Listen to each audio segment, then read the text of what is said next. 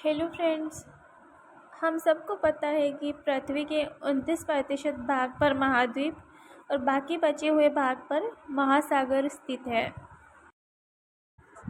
हम सब ये जानते हैं कि वर्तमान में जो मानचित्र पर महाद्वीपों की स्थिति है, प्राचीन काल में यह नहीं थी। और तथ्य यह है कि आने वाले समय में भी ये अभी जैसी नहीं रहने वाली है। अगर वास्तव में ऐसा है तो प्रश्न यह है कि प्राचीन काल में इन महाद्वीपों की स्थिति कैसी थी। आप सब ये जानकर आश्चर्यचकित होंगे कि प्राचीन काल में जो महाद्वीपों की स्थिति थी उसका अध्ययन वैज्ञानिक किस प्रकार करते हैं। आज हम बात करेंगे कॉन्टिनेंटल ड्रिफ्ट थ्योरी की। इस थ्योरी के बारे में बात करने से पहले हम उस इंसान के बारे में जानते हैं जिसने सर्वप्रथम इसका प्रस्ताव दिया। जर्मनी के प्रसिद्ध भूगोलवेत्ता तथा जलवायु विज्ञान विशेषज्ञ अल्फ्रेड वेगनर ने कॉन्टिनेंटल थ्योरी का सिद्धांत सन 1912 में दिया था। वेगनर के अनुसार कार्बोनिफेरस युग में संसार के सभी स्थल एक दूसरे से जुड़े हुए थे, जिसे पेंजिया कहा जाता था, और इसके चारों तरफ जो जल उपस्थित था उसे एक पैंथालासा के नाम से जाना जाता था, जो एक जल का सागर था। कॉन्टिनेंटल ड्रिफ्ट थ्योरी के अनुसार 2000 वर्ष करोड़ पहले इस पेंजिया का विभाजन प्रारंभ हुआ और ये दो भागों में टूट गया, पहला लॉरेशिया और दूसरा गोंडवाना। इन दोनों के बीच जो जल था उसे टेथिस सागर का नाम दिया गया।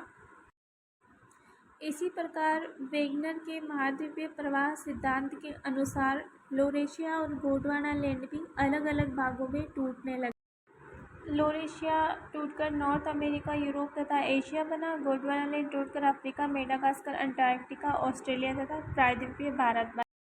वेगनर ने इस सिद्धांत को प्रमाणित करने के लिए कई प्रमाण प्रस्तुत किए, जिनमें से प्रथम है कि साउथ अफ्रीका और अमेरिका के आमने सामने की तटरेखा अद्भुत त्रुटि रहित समानता है और यह जिगशॉ फिट की स्थिति बनाता है।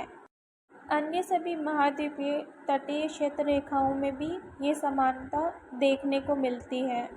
इसे कंप्यूटर फिट से भी प्रमाणित किया गया।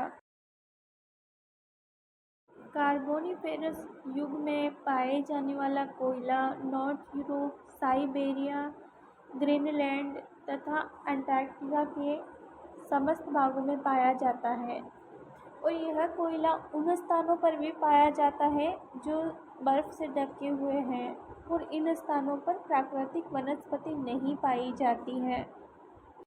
अटलांटिक महासागर के दोनों तटों की चट्टानों की संरचना और आयु समान है। यहाँ पाए जाने वाले जीवाश्म में भी समानता पाई जाती है। जो फॉसिल्स है उनमें भी एक साम्यता है।